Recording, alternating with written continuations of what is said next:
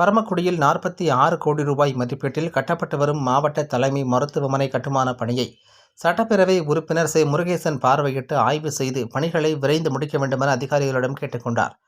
ராமநாதபுரத்தில் அரசு மருத்துவக் கல்லூரி மருத்துவமனை தொடங்கப்பட்ட நிலையில் பரமக்குடியில் 46 கோடி ரூபாய் மதிப்பீட்டில் 4 தளங்கள் கொண்ட மாவட்ட தலைமை மருத்துவமனை கட்டுமான பணி நடைபெற்று வருகிறது.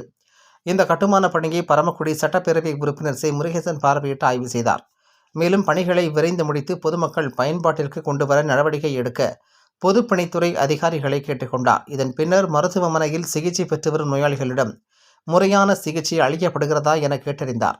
நோயாளிகளுக்கு முழுமையான சிகிச்சை அளிக்க வேண்டுமென மருத்துவர்களிடம் கேட்டுக்கொண்டார்.